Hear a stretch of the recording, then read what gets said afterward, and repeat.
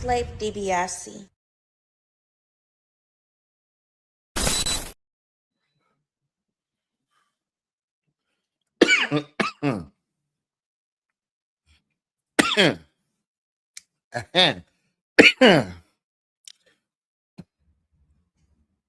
Welcome. Good afternoon. Happy 420 once again. Happy first Friday in the motherfucking 2K26. It's your boy Slave DiBiase, aka Tony Spark, aka Slave Daniel Richards, and this is another live episode, the first live episode of We the People TV's Offenders Initiative podcast for 2K26. All my offenders, all my true stoneheads, thank y'all for pulling up. Please do not forget to like, comment, and subscribe. That pushes everything out into the algorithm, and it lets me know that y'all love what I'm doing. And without that, how would I know to keep doing what I'm doing when I'm doing it? You know what I'm saying? So y'all see the caption, man. You know what I'm saying? Power Book 4 Force Season 3 Episode 9. And why Stranger Things 5 had a bad ending. So check this out. I don't care what none of y'all say, right? Stranger Things 5 was buns. Volume 1 and Volume 2, outside of Will getting his special little powers and shit. It was buns. Whole thing was buns. But we're gonna get to that. Right now, we about to talk about Tommy, Diamond, Jannard, all of Chicago, all in war, whatever. Power Book 4 Force Season 3 Episode 9. We're coming along to the finale, the series finale. Y'all, how are we feeling? How did we feel about Episode 9? Now, again, this is spoiler country, y'all. This is for all my folks that, you know, got a little bit of money and might have watched the episode at midnight, like the rest of the good real fans and all of that. We're going to get into that. Again, like, comment, and subscribe, y'all. Tell me what we smoking on. Tell me what you're smoking on in the comments today for today's 420 at the end of the week. Let's vibe out, y'all. Today's content we will be reacting to is again by Top Notch to Watch. Please give them a like, comment, subscribe, excuse me, and let's get into it. I'm gonna roll up, and then when I roll up and I spark, we'll stop for a minute, pause for the cause, and cheers. You know how we do. Jannard.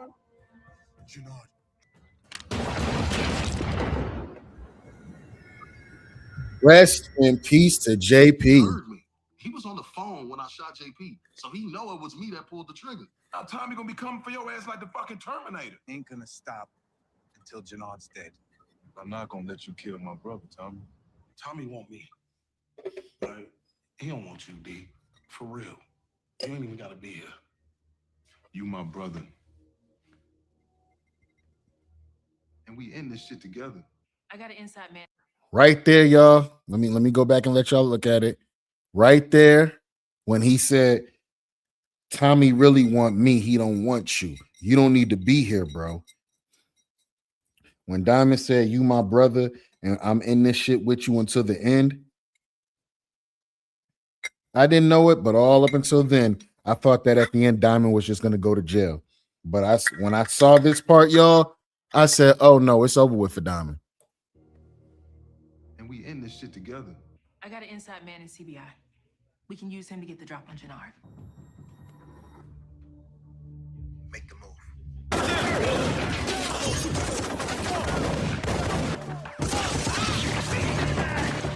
D-Mac got popped. D-Mac got hit. It looked like he might have got hit like 3 times. Let me look back. Busting the spot.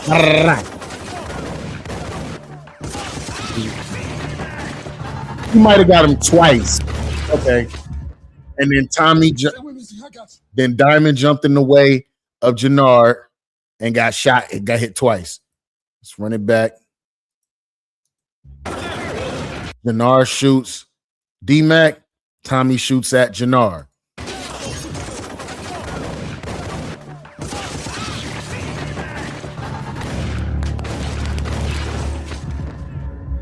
Stay with me, Z. I got you. Go get you niggas going. Go get some help. Now, I will admit, y'all, when Tommy fired at Jannard and he messed around, he saw that Diamond stepped in the way of that. he kind of had to look like, fuck, I didn't mean to do that. But I mean, we here now, right?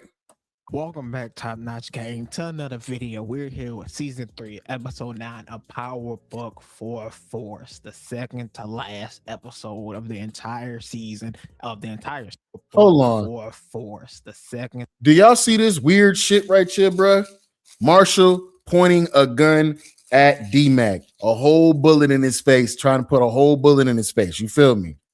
How do we feel about somebody saying that they are our friend, but they are literally sliding with the ops? And I'm not just talking about somebody that don't like you, but somebody that literally tried to cause you some harm. We're going to get back to that in a second. To last episode of the entire season. What's good, Hash Brown? Light up. And we knew this one was about to be a classic, about to be a banger, and it was. So we have so much to break down with D-Mac and Tommy trying to get their revenge after Jannard took out JP in the last episode. The scheming and plotting, planning that Jannard and Diamond do to try to weasel their way out this situation to take out Tommy.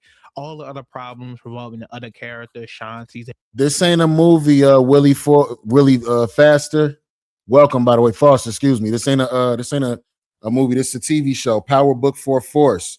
This is the last season, the series finale, season 3. Involvement, Miguel's, the debts, the close debts, the crazy shit, Jannard pulling up on Kate. We just have so much to talk about. If y'all just pulling up, don't forget to like, comment, and subscribe. And if you're session with your boy, please tell me what you're smoking on in the comments, man. Maybe I've had it, maybe I haven't, and we can talk about it.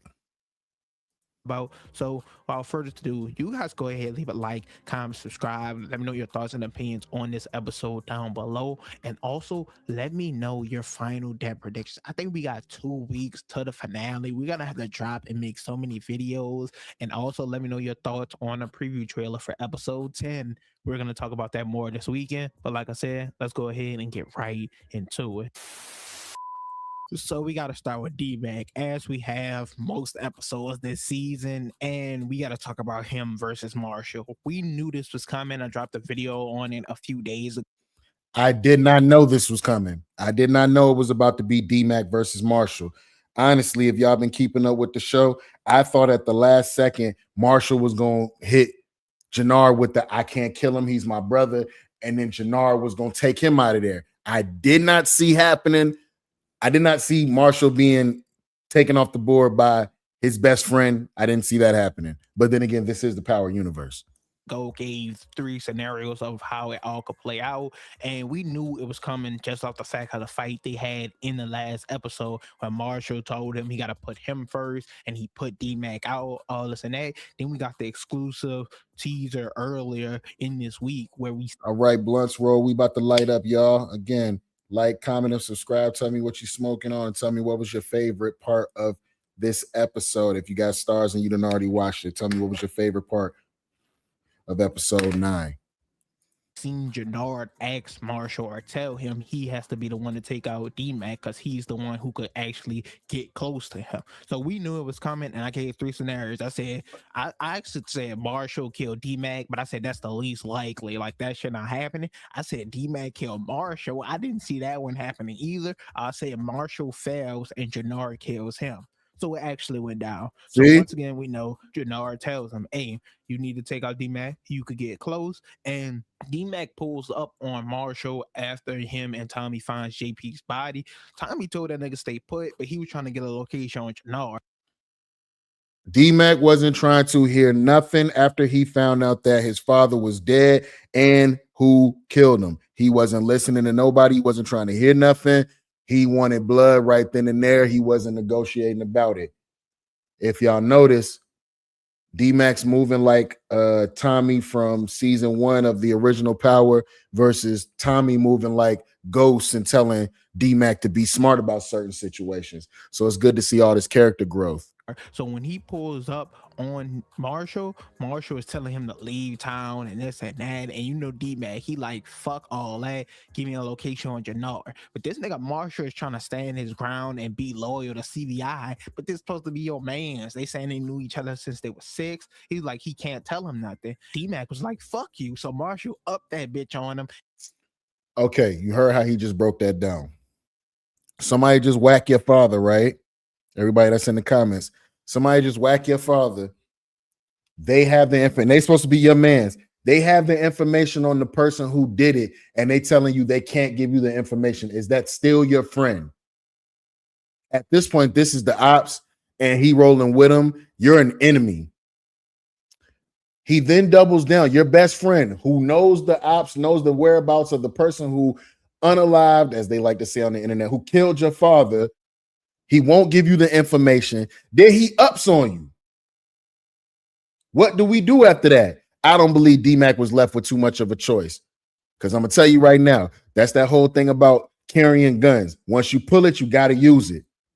And you don't up the blick if you're not gonna pull that bitch. I knew right then and there D-Mac was gonna smoke his ass. So Marshall pulled the gun out on him, and D-Mac, he there was some gangster shit. He told him just do it. You scared? Go ahead, do it. If you really out it, just do the shit. But Marshall, like, you my brother, you know I do it, but I just don't want to kill you. And he puts his gun up. Big mistake. D-Mac ups his shit on Marshall and tells him give him a location on Jannard once again. And this nigga decides to stand his ground once again and be loyal to Jannard over his own man. I can't lie. I was fucking with Marshall. He loyal to a person that put him and D-Mac in a situation where they both could have never came back from. That's why I was like, this writing of Marshall all of a sudden being so loyal to CBI, I just can't see where it's coming from for real. But for the sake of showing how much of a character the growth of D-Mac is getting deeper into the streets, sure, we'll use Marshall as a stepping stone. They say you're not a real killer. Well, Kanan said that anyway. You're not a real killer till you kill somebody you love. Marshall is his brother, and he just put a hole in his forehead and left him leaking and bleeding out in his mama kitchen. His mama that worked 3 jobs while you out gangbanging. Marshall, but like, you can't. After they took out this nigga Pops, he was like, nah, and he tells D-Mac, you not gonna pull the trigger either. And D-Mac said, fuck all that shit, and smokes Marshall right then and there. I'm not gonna lie, that shit was a little surprising. Like I said, we smoking on that Marshall pack. We smoking on that Marshall pack, and I don't feel bad. Fake friend packing the air this gas away. Fake friend packing the air this gas away. Y'all talking about, I'm seeing little shows when folks be sitting up there talking, and I'm seeing little posts and all that talking about RIP Marshall. Hey, yo, fuck Marshall. He was a whole snake. He deserved exactly what he got, to have a bullet in his forehead like a bowling ball and to be leaking out in his mama kitchen. You turned your back on your homeboy, somebody that would have rolled for you. You deserve everything you got. I knew it was about to happen, but I still was shocked after. And D-Mac, the nigga's so funny. He pulled up on Jenna. I wasn't shocked. You don't pull your gun on nobody and expect nothing to happen. You gonna pull your gun on your homeboy and then put it away. Not only that, you pulled your strap on me. You not riding for me. You sliding with the ops. You know who killed my father. You know where he at. You won't give me the location. Then when I tell him that they set us up to go rob the 9-7 so that we can get killed, you turn around and said they set you up, meaning he knew about it. Nah, get him out of here. Go ahead, give him an extra hole in his forehead. He was asking for it, in my opinion. After told her everything that went down, this nigga just rambling and ranting. Then he pulled up on Miguel and Shanti and them later, told them what happened, and they all looking at this. He pulls up on Genesis and tells Genesis, I had to do it. D-Mac talk too much. I had to do it. She's like, don't tell me you ain't did no stupid ass gangster shit. He said, I am a gangster. Yeah, great writing, by the way. I am a gangster. You know what, bitch? Fuck you. I'm out. She didn't even say nothing. He just gonna say I'm out. Y'all got to think when y'all be writing some of this stuff for D-Mac, man. Then he pulled up on Miguel and Shanti and them later, told them what happened, and they all looking at this dude like, yeah, bro, losing it. But he really trying to go and get that get back. He been crashing out.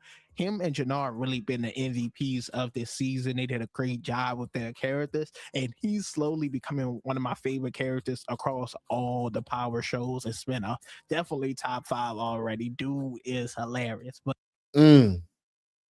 fake friend packing the air this gas or what? I don't care nothing about no Marshall. And then to add poetry and motion, the blood that's on the Frigidaire right here, it's covering a picture of Marshall and D-Mac chilling together as best friends. I don't care. He a snake. That's why he laid out in his mama kitchen right now, bleeding out. Stupid ass boy. That's what happened. He's the one who ended up taking out Marshall. Now, Right. of course, this is what led Jannard to pulling up on Kate. So we knew Kate Egan was coming back due to all the trailers and scenes and everything we saw. And Moreo is the one who ended up calling her. Okay.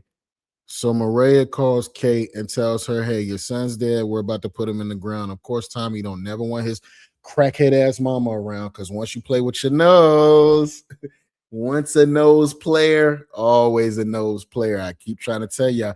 For 2026, y'all, whenever you do some crazy shit, I'm just going to assume you play with your nose. And once a nose player, always a nose player. So we got nose playing Kate Egan back here trying to help bury her son. The first thing she says, well, maybe if you give me some money, I can pick out a casket for him. No, mama already picked out a casket. Tommy handled that with the person who came and picked up JP's body earlier in the episode. He said, but what you can do is help him pick out some clothes.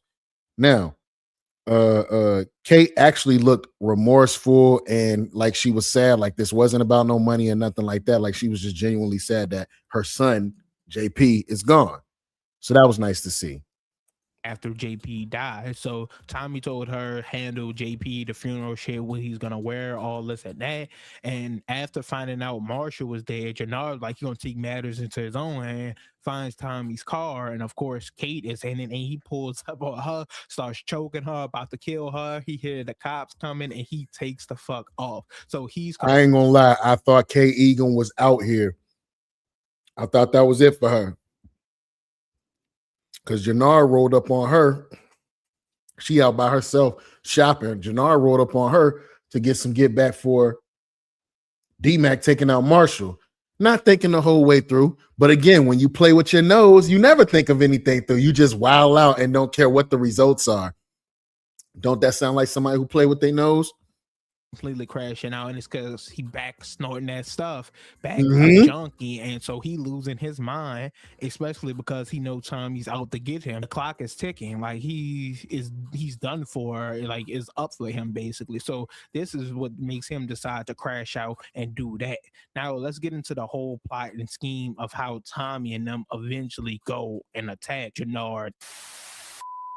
To get into Tommy's attack and everything like that, we got to start with Diamond and Jannard because we knew they were going to have to. Look at this fool. Crashed out, kill King Kilo, kill JP, kill little JoJo. JoJo funny. So, salute to JoJo. That fool called that nigga J-Nard. Yeah, J-Nard. He don't fuck with a motherfucker so much, you going to give him a new name. Yeah, J-Nard, nigga. Oh, my name's Jannard. Jannard, whatever your name is, nigga. You know what I'm saying? He plays to hold him like that. But look at Jannard playing with his nose. And look, he done came up with 3 bodies now. That what playing with your nose do? Make a plot plan, the scheme around this. Now, I predicted this pretty much perfectly, that what they were going to do. Like, there was really only a few options. So, of course, the first thing they do is tell the RDs that JP killed Kilo and so that they would be the ones to. Salute to Buddy right here that plays Grayskull, right? He been keeping the same energy the entire show. First of all, I might be a gang member, but I'm not working for no crackhead because they used to be under Jannard, right? Jannard started getting on that shit. He went and flipped over to the RDs. Salute to Grayskull for standing on business like what's right is right and what's wrong is wrong. And somebody got to pay for that. Always and forever, somebody got to pay for that. Grayskull had the same energy the whole time. Only thing I'm thinking about is, though, I'm thinking Jannard might finally go ahead and get this fool up out of here because them two been going at it for like the last 2 seasons now. So that they would be the ones to go after Tommy. So then we already saw in the trailer and everything like that they were going to meet up with Ortega and the Marquez cartel. They decided, of course, to flip over there from Che and bring the coalition on with them because Che wasn't going to give them the green light to go to war with Tommy. Che didn't want a war this entire season. He was telling everybody from Che get on my motherfucking nerves. First of all, this whole every time you give somebody some work, why is Che always threatening somebody, bruh? And always giving somebody, you have 24 hours to sell what I tell you to sell. And if you don't, then I'm going to kill everybody in your family, your mother, your sister, everyone, because I do not like my time wasted. Yo, bro, I'm telling you, every time I turn around, Che be threatening somebody like he finna kill them or something like that. Them plugs don't be lasting long either in the Power universe. So I hope maybe something flips and Tommy don't need Che no more and they can just kill him. I'm just saying, because he talked too slick to me, bro. Miguel to Tommy, now to them. So they decided to flip over because the Marquez cartel already wants to take out Tommy. So they decide to align. I ain't gonna lie. Diamond and Jannard flipping over to the Marquez cartel to get extra soldiers and extra backing to go against Tommy Egan and, you know what I'm saying, Che and his cartel. That actually was a bomb-ass chess move for real. It was fire. They definitely have the help that they're going to be looking for as far as the manpower to keep thumbhead Alex Murphy head boy right here alive. With them, but Ortega tells them, don't attack Tommy, that's my kill. So they tell the RDs that Tommy is off limits, that they're gonna just have to settle for DMAC, and that move is already in play. Obviously that was before Marshall ass got taken out, so the RDs are already en route of going to attack Tommy. And when they pull up on him, Che and his niggas pull up, take all they asses out, and it was Tommy. Oh man, hold up, y'all. This part was so crazy because literally they caught Tommy down bad. Now it was over for him right there. It was over in the same second. This is my first time actually being able to slow down and look at this part right here. At the same second, first of all, them niggas is in a whole family van when they slid up on Tommy. I didn't even notice that. They're in a whole family van with the sliding door. It don't even look like it's the regular sliding door. It looked like it's the one where you got to press the button and be like, where you got to go back and shit. Yeah, they slid in a family van. It was over for Tommy. All for this to happen on him. Che and his niggas. Che's homeboy and them pulled up fast as shit in the fucking I Touch Little Kids van and slid up with the Mac 10. They got them right on up out of there, fast as hell. Tommy didn't know what was going on. He couldn't even pull his strap. They put the bag over his head. They stuff him in here. Niggas pull up, take all they asses out, and it was Tommy who ended up getting kidnapped. Turns out Che kidnapped Miguel and Tommy because once again he told them they didn't want a war, and they're starting to hit back and do things after Maria killed the hitter from the Marquez cartel. So Che kidnaps both of them, is about to take them out, but then Tommy lets him in on the information that Diamond, CBI, and the coalition are moving over to Marquez cartel. So that is the only thing that saved Tommy and fucking Miguel, because the two of them were about to die. Fucking Che, Mecca uncle looking ass nigga was definitely about to get them the fuck up out of there. They're taking Che's business away from them, and Che gives them the green light to do the war. He also tells Tommy that he still has to give him his money within the next 4 hours, or he cook. So Tommy hits up Shanti and tells her, go drop off the money, drop off the bags, and get Miguel, and we all good. So Shanti goes, introduces herself to Che, and we got this new alliance we've been waiting. Okay, so let me go back right here with Shanti going to drop off the re-up money to Che, right? He's talking to her. Shanti Showstopper talking to Che. They pick up the bag or whatever, and he was like, who the fuck are you? She said who she was. She gave a resume. He said, okay, cool. Tommy's good to have, lucky to have a business partner like yourself, to pull his ass up out the fire. He said, but next time, make sure you pull up with him because who knows what I do to you if you just roll up by yourself. Again, Che always, Mr. Clean Head ass boy, always threatening somebody, bro. Stop threatening people before we smack the shit out you, bro. For real. Before we smack the holy frijoles out of you. So Shanti goes, introduces herself to Che, and we got this new alliance we've been waiting for. Shout out Shanti Showstopper. That she a go too. I fuck with her. But in the meanwhile, of course, because the hit on Tommy fell and all the RD members died, they pulled up back on Diamond and Jannard and see, Gray Skull, still on business, still on bullshit.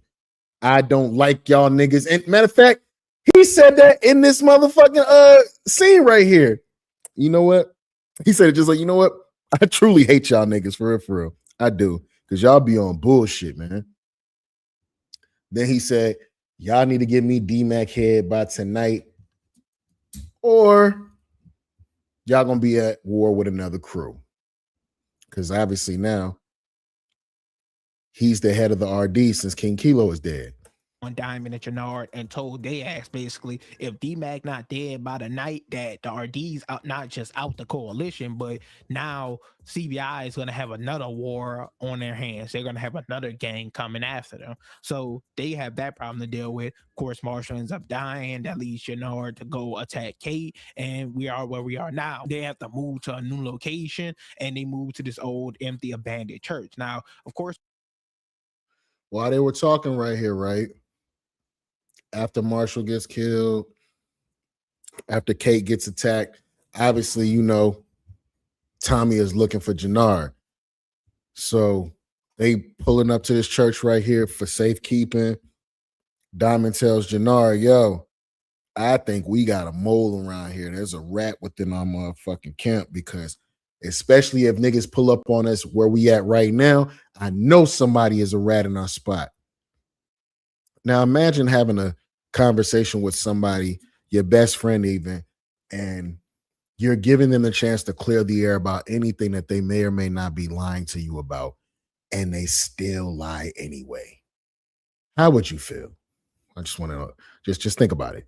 We knew Shanti had an inside man. I predicted this perfectly. I said he was going to give the drop that allowed Tommy and them to go attack. So, of course, with this inside man, he's the closest person to Jannard, and Jannard still trusts him. We're going to talk about that in a second, but he gives them the drop, the location, everything like that. Jannard and Diamond are thinking they're good because they know that they got the drop. So they were like, we got the drop on the drop, basically, so we gonna be prepared. But with the inside man that Shanti has, he takes out members of the Marquez cartel, so CBI has less guns. And yo, my man right here was handing out fake waters to all the cats upstairs that was supposed to have been watching the perimeter of the church for CBI.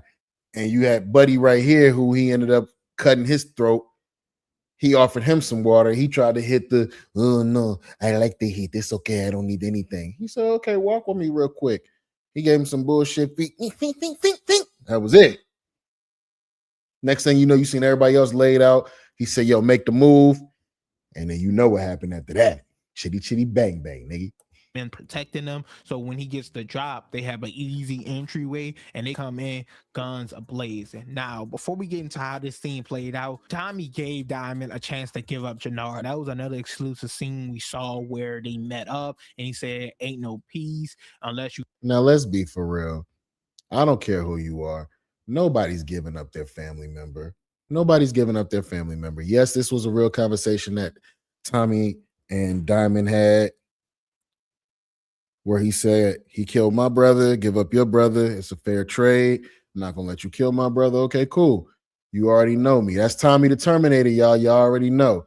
He said, I'm never going to stop coming for your brother until he's dead. For real, if Diamond would have just served him up, he still would be alive.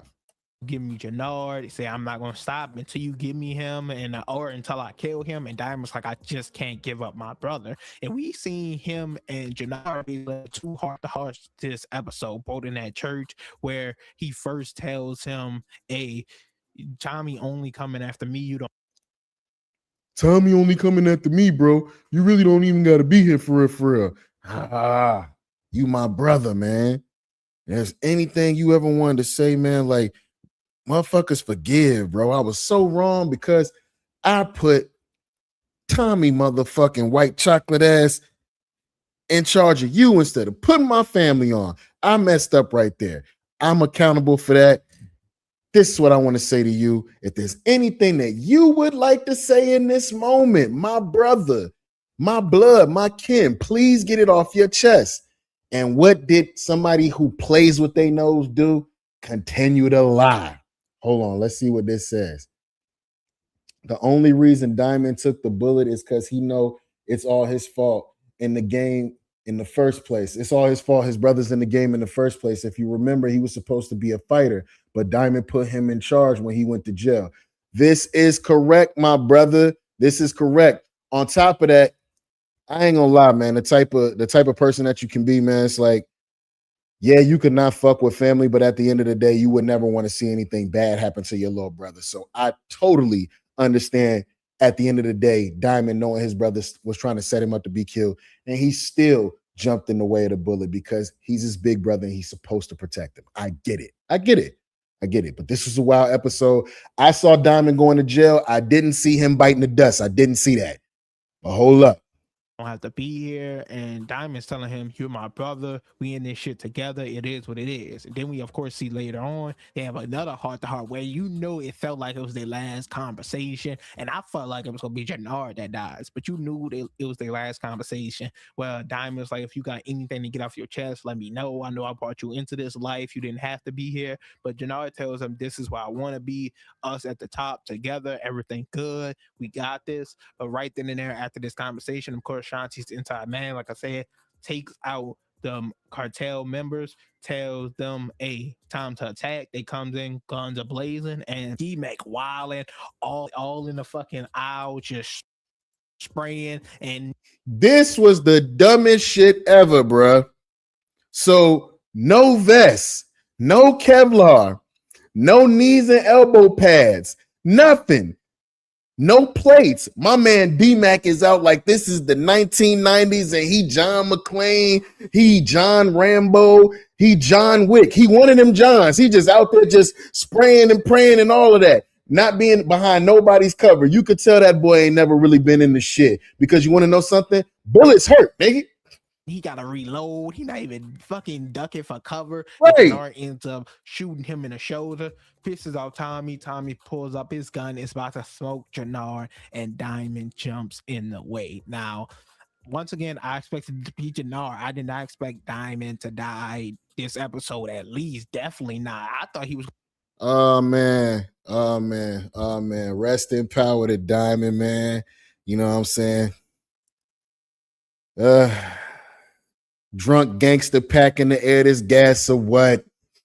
Gonna go to prison. So him dying is especially crazy. But now that I think about it, it does make a lot of sense. Jannard being the final villain, especially with this being the last season in Chicago and him already crashing out. This is gonna send him definitely over the edge. It's already been an all-out war. I didn't think it could get any crazier, but now it definitely has. And also, this makes sense why he's attacking the funeral in episode 10. We all thought, oh nah, not Jannard, not Junkie Jannard gonna snort him a little line or two, line of three, bump him a little white girl and go pull up on the funeral and spray that up.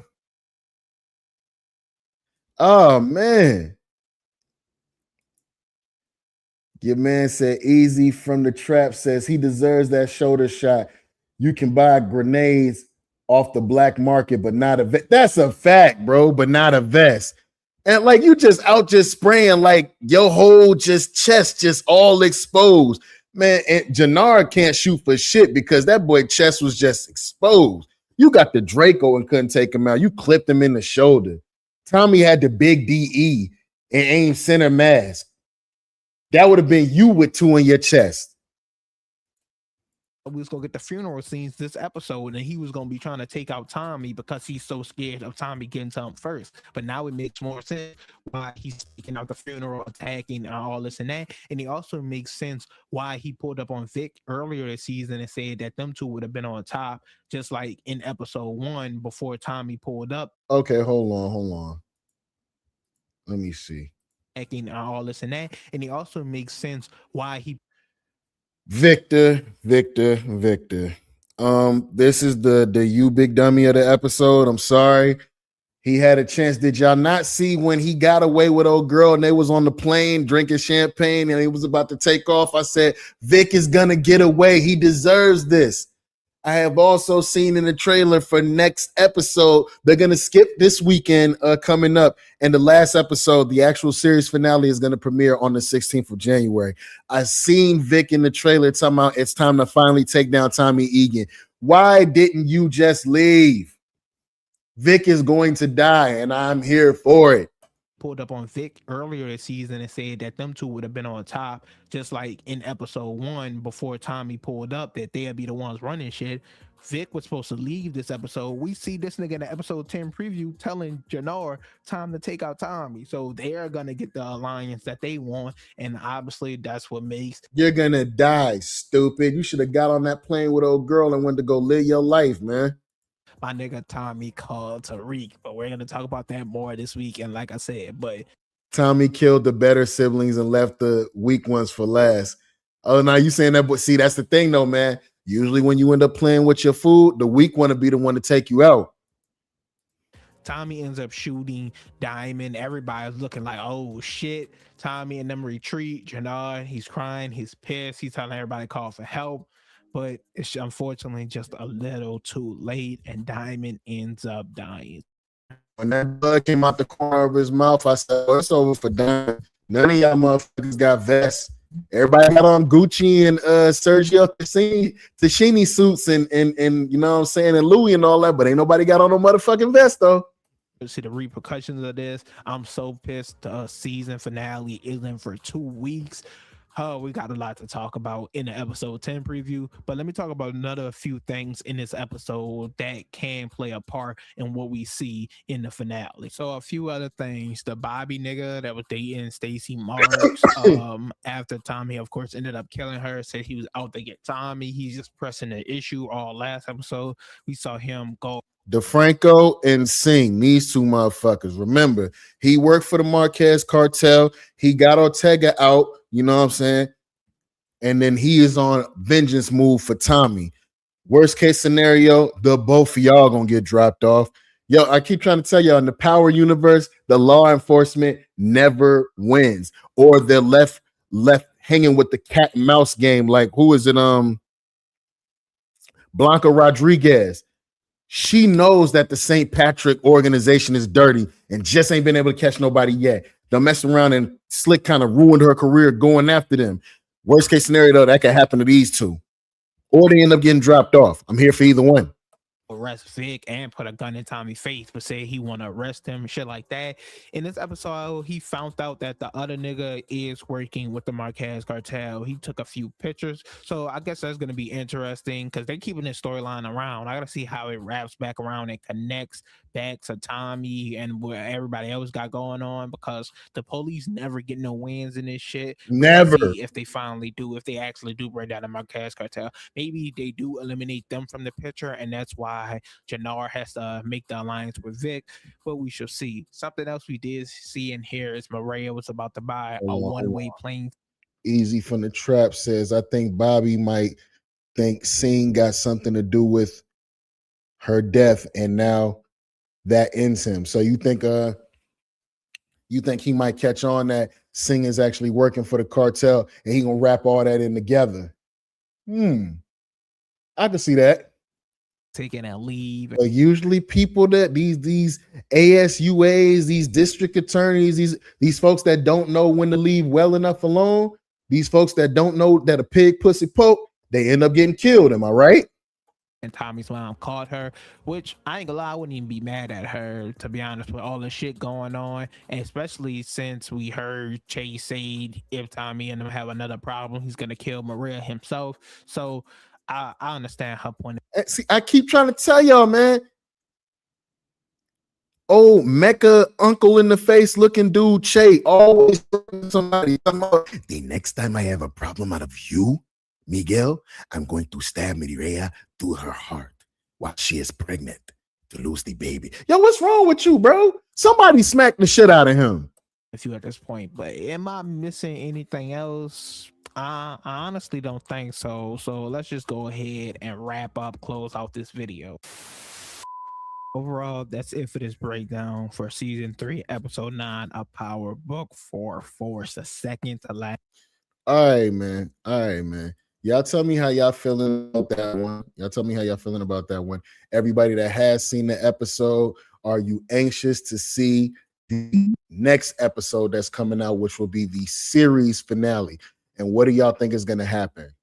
Anybody can tell me when that's going to happen? Because I think this may be when we get the Tariq call. Y'all. It would only make sense at this point. This might be when we get the Tariq call. But also, too, again, I've also seen they might have taken it down. IMDb had Omari Hardwick as Ghost, supposed to be showing up in episode 10. Now, we don't know if it's a flashback. We don't know if it's actually him in the flesh. I don't know, but I went looking for it. It wasn't there no more, but a lot of people caught it when it was up there. I don't know. A lot of people say it though, but again, like, comment, and subscribe. Tell me how y'all feeling about that episode, and go check that out if you haven't seen that yet. Now, Stranger Things season 5. It was ass, and I got somebody here who might hit a couple of great points as to why it might have been ass, but hold on for just a second. I just want y'all to see something. Hold up. Hold on for just a second. Look at this, y'all. If Will had a black family. I just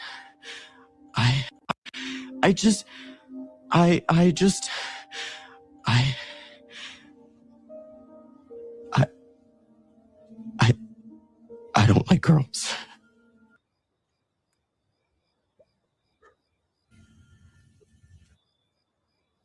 That's it? That's all you want to say? What, baby? We knew that. Right. We all knew that. Baby, we've been talking about that for years. We all knew that. We all talked about it. We all knew. Yeah, we waiting on you to say something. We don't rush nobody to come out. You come out when you want to. That's fine. That's fine. You all right. You all right. We know that. Baby, we knew back when you was a little boy. We knew.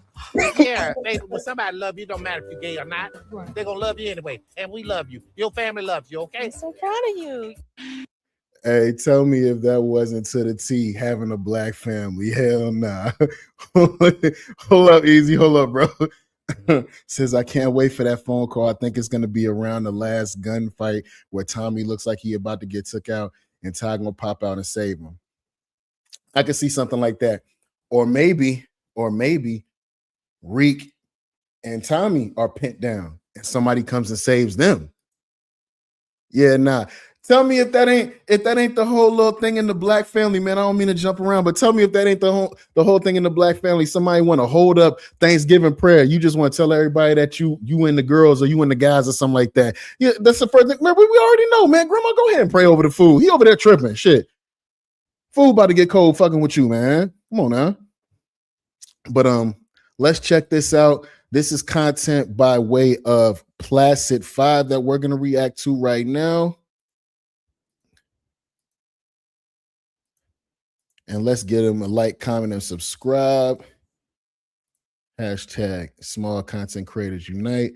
And let's get them a good go. Hey, remember to smoke. Again, tell me what y'all smoking on in the comments, man. Don't forget to like, comment, subscribe so I can keep pushing this content out. Let me know y'all like what we do. We just session out 100. And your Stranger Things has finally come to its conclusion in a 2-hour event. It all ends with Stranger Things Season 5, Chapter 8, The Right Side Up. Does it live up to its hype? I'm going to be breaking down my gripes and praises for this final episode before giving my review of the episode and the season. It does not live up to the hype. It was ass.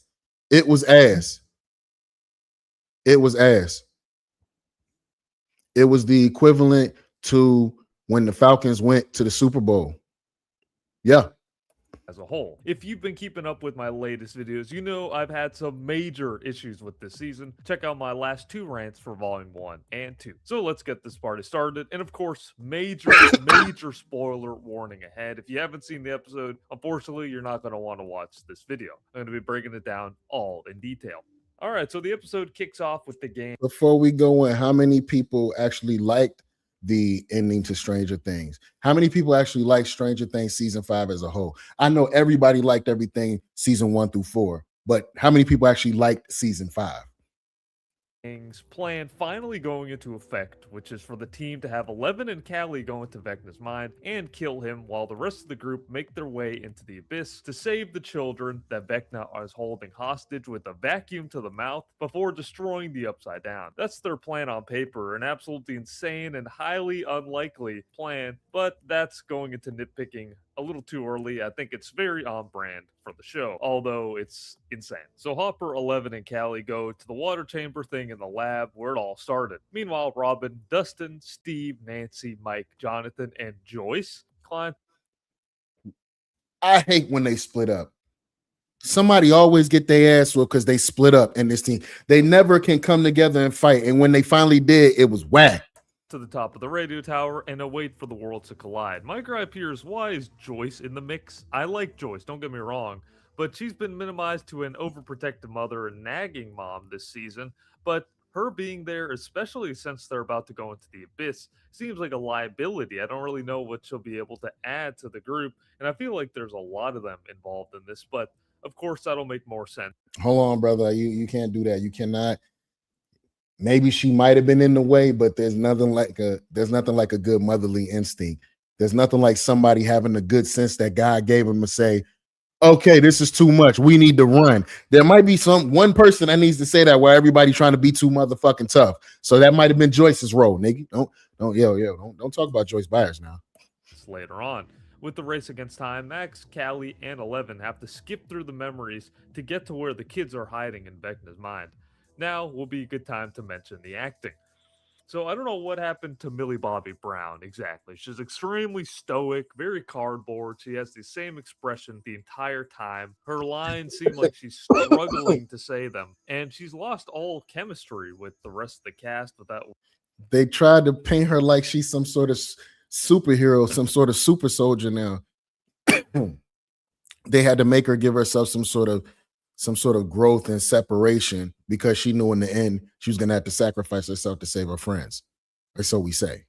With the rest of the actors, I don't really know what happened exactly, because she was really good earlier on in the early seasons, and then as time has gone on, she's really just become a very stoic, not very expressive actor. And she has her moments. I'm not saying it's all bad, but across the board overall, I think that she's completely lost her touch when it's come to the acting, unfortunately. But I do see a little sprints here and there of her classic acting before. Same goes with Finn Wolfhard and Noah Schnapp. I feel like these three I just mentioned are the weakest actors of the season. And in this episode, it seems like they struggle with all the easy lines. That you could tell when somebody's acting, when you're watching something and it seems like they're reading right off a script or something like that. That's what it sounds like. There's not really any kind of inflection or believable emotion. It seems like they're. Well, I mean, how much more emotion do you want them to have? They've flip-flopped to all sorts of different characters now, and especially Will. Will went from. I believe they just thought about what to do with Will maybe 2 episodes ago. Let's give him superpowers, so that we don't think that he's walking around as the nut ass freak boy. Let's give him superpowers. Let's give him superpowers right quick.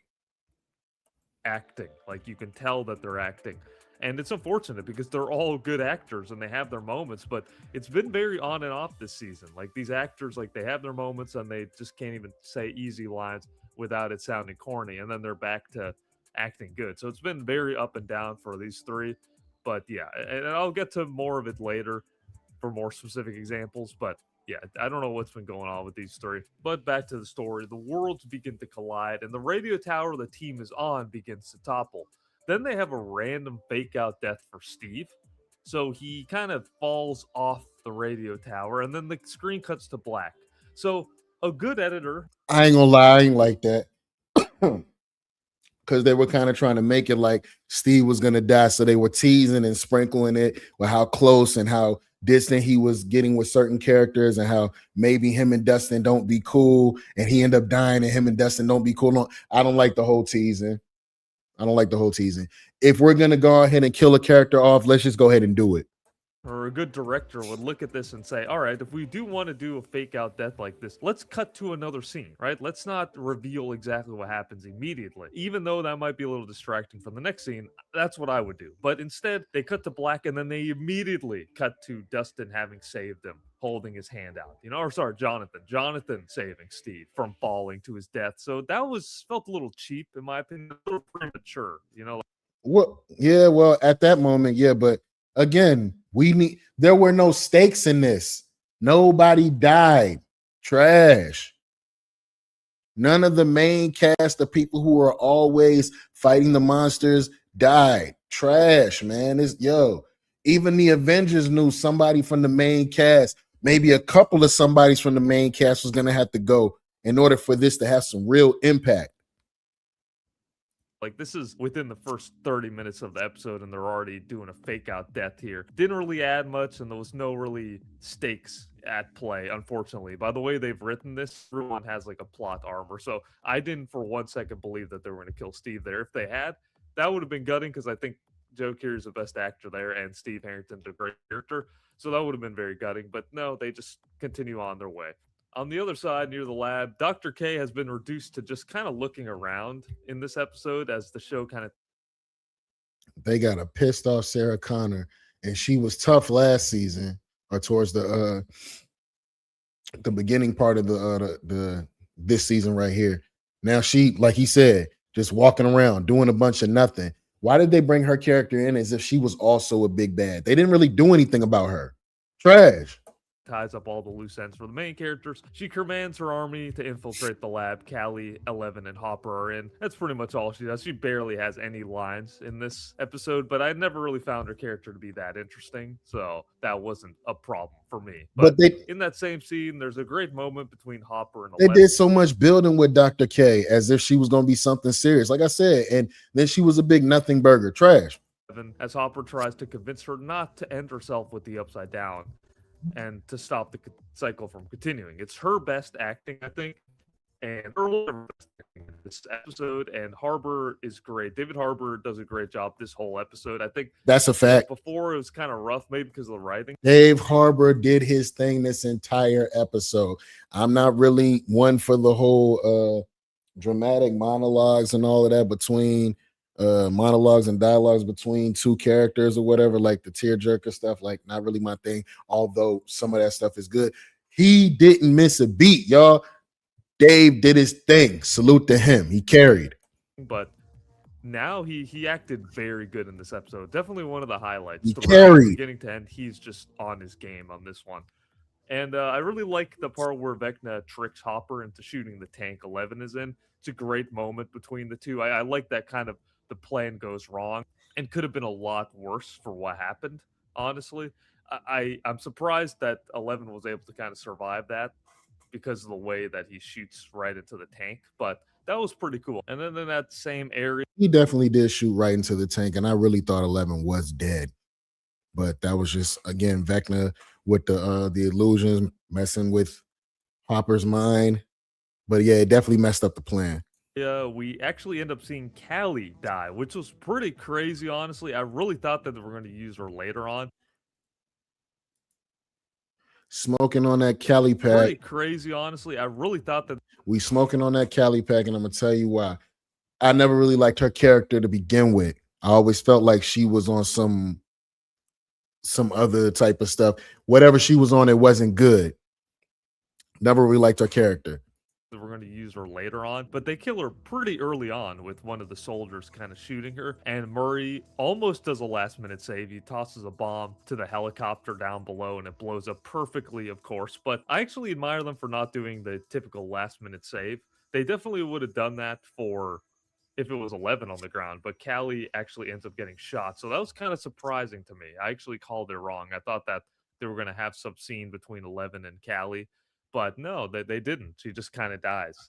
Or so they show her dying. Going back to Vecna's mind, we have Holly with the kids, and it's a little disjointed. I feel like once they've ran away from Henry in his mind and they go into the cave, I don't see why Holly just wouldn't immediately lead them to the portal, because she knows the way there. So I was surprised why she kind of like was taking Haven in the cave instead of just running with all of them to the outside. I mean, to the portal, right? But regardless, I think that she didn't think she could actually have the courage to lead them all the way to the portal. She didn't think she could do all that by herself without Max. She ended up getting put into a leadership position, and she ended up having to make a portal.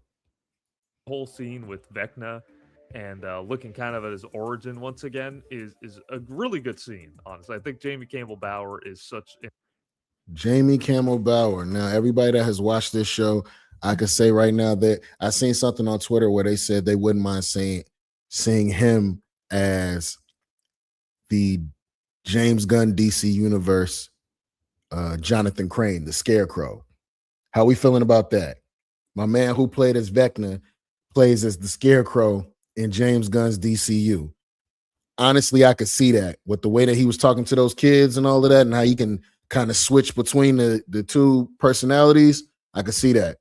An excellent actor, one of the best in this season and last season, one of the best. And then this is no different. You really see the fear as he's kind of reliving his origin story as the kid version of himself kills this man and he becomes the Vecna. So I think it's a really good scene, and I think the interaction with Will is kind of interesting as well. And I like that he doubles down. You know, they have an opportunity to show him vulnerable and scared. He's supposed to be intimidating villain, but Henry is actually scared in this moment as he's reliving it. But instead of backing down and sort of becoming weak or saying, you know, it wasn't my fault. You know, Will saying it wasn't your fault. Vecna decides to double down, saying, I knew what I was doing. I chose to do this. So I think it reinforced that he is an actual villain. But I like that moment. You know, it's interesting. You know, I ain't gonna lie, I'm glad that they didn't do no weird ass Fast and Furious redemption type situation. Like Vecna stayed a villain. There was no, I'm gonna help you guys kill the real big bad at the end because I've killed all these people, but at the last second I realized I've done something wrong and please accept me into your racing family, Dominic. No, we're not doing that. He stayed a villain. I can salute that. don't get to see villains be like that. So now to the ridiculous. I think this is now where things start to get a little bit questionable. So far it's been all right, but now this is where things get crazy. So in the abyss, the group is walking and they're taking their sweet time, reminiscing and talking like it's a normal Tuesday. Honestly, in this scene, I felt like the dialogue felt a little corny and the acting is a little rough. I feel like they're kind of struggling to say their lines to each other. It feels very time wasty to me. I know they're trying to like reminisce and stuff, but I don't know, it didn't work for me. And also the CGI is a little rough in terms of the shots where they're out in the fields and stuff of this almost looks like a planet, but the abyss and the green screen is pretty rough. It seems very fake. Although the effects are really good in this entire episode and throughout the show, they're really good, but in this scene they were I don't know if I agree with that so much, but I can see why he would say that. Maybe it isn't enough blended with the outlines and all that. looking a little rough in my opinion. But they finally end up making it to the Vecna hand thing, and not sure what they thought was going to happen in this plan of theirs when they got there. So where Vecna is a massive hand structure, and it becomes this huge, massive Resident Evil type monster, 100 times bigger than them, right? Massive. And then Nancy decides she's going to use herself as that's the plan. She's going to use herself as bait. This made zero sense to me at all. I don't know. It's a horrible plan. It was a terrible plan, but you can't tell Nancy, bitch, I keep it on me. Stop playing Will or nothing. She took that M4, that M16, and she went to work. They're all bait at this point, right? Like it's not like, oh, look at me now. They're all super small. So I don't know what her plan was. She runs into some little cave thing and the thing follows her over there. And while all this is happening and the whole team's shooting at this huge monster, basically doing nothing to it because it's like 100 times their size. Also, did I just see Lucas shooting a water balloon? Did I see that correctly, or was I seeing wrong? What was in those water balloons? Those were definitely water balloons. Can anybody tell me what was in those water balloons? I forgot what they put in those. He shot a water balloon at it. Anyway, in a flare. Like, they're just shooting anything at it. Anyways, while this is happening, 11 and Vecna are fighting inside of the creature. And Nancy ends up getting out by the skin of her teeth. Or should I say the skin of the monster's teeth, because it had a bunch of them. Of course, right before she hits a dead end, and right before she gets eaten, oh, I don't know what happens, but they're able to just defeat this monster. Always remember when taking out monsters, fire takes care of everything. I'm telling y'all, my man started doing that flamethrower up there because that was Nancy's ass. That was it for her. It's unbelievable, honestly. It's absolutely unbelievable. And inside, they're fighting, and the whole scene's kind of ridiculous. I'm not trying to be nitpicky, but, the effects are really cool. I'll say that, at least. But anyways, inside the beast, 11 ends up killing Vecna with the help of Will, and they don't seem to struggle that much to do it. Will should have been helping the whole time, by the way. He seems to finally come in at the... That's a fact. Why did he come in at the last second? Trash. Last moment, but he should have been helping her, honestly. He seems to have no limitations to his powers anymore. So, yeah, I don't know what he was waiting for, but regardless, he's able to kill him quite easily. and he basically gets stabbed, and that's Okay, now, last I thought, if Vecna feels something, Will feel something. When Vecna was going back through as a grown man in his mind, went back through that memory of him getting shot in the hand by that Russian dude, Will felt it too. Will felt it when the Demogorgons were set on fire and all of that. Why he ain't feel it when he caught this spear through his chest?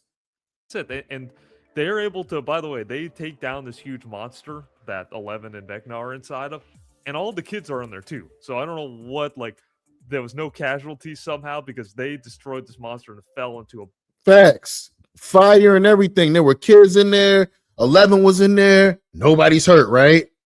ball of flame, and all the kids are in there, by the way. But regardless, I was wondering what would happen since they were trapped in Vecna's mind, you know, and he was killed. So the host is kind of gone. So I was wondering logistically, what would happen to the kids, right? They're possessed, they're in his mind, and he died. The mind's gone. So they would either wake up or they would die, right? So thankfully, you know, of course, for the sake of the story, they thankfully and conveniently woke up from their trance after they were unplugged, I guess. But they were able to survive. Vecna's still kind of breathing. And he doesn't get up though. Joyce comes in and finishes off the job with her axe.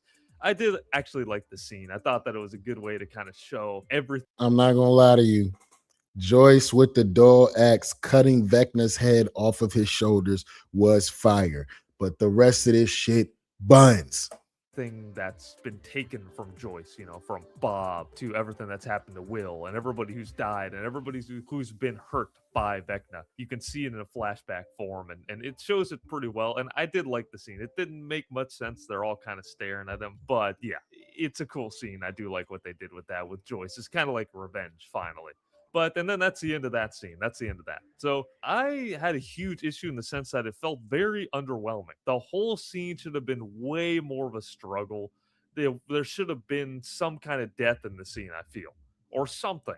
But they are able to No, because they feel like having half the show be about Will coming out was more important than having some actual stakes in here.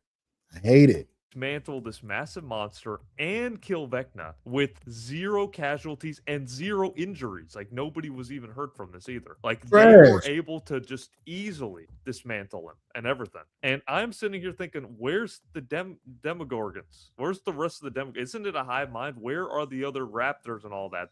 Where are the Demogorgons, Demodogs, Demobats? Why didn't they attack everybody else while they were sitting around there having 11 1v1 Vecna?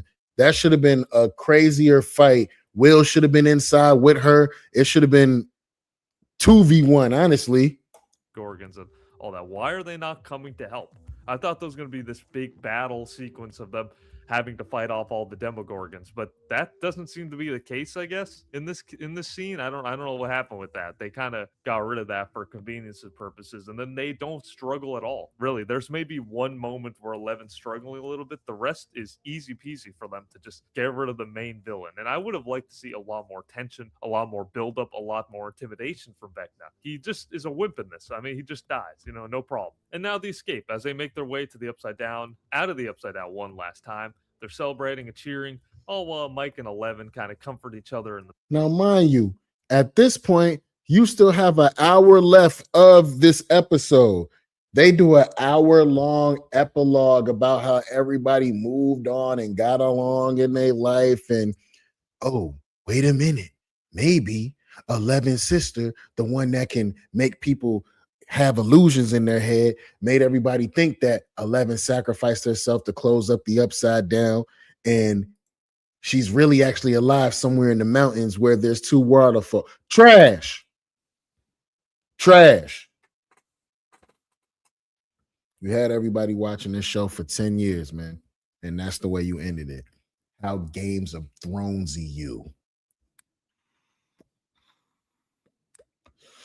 I'm disgusted. We got to do better.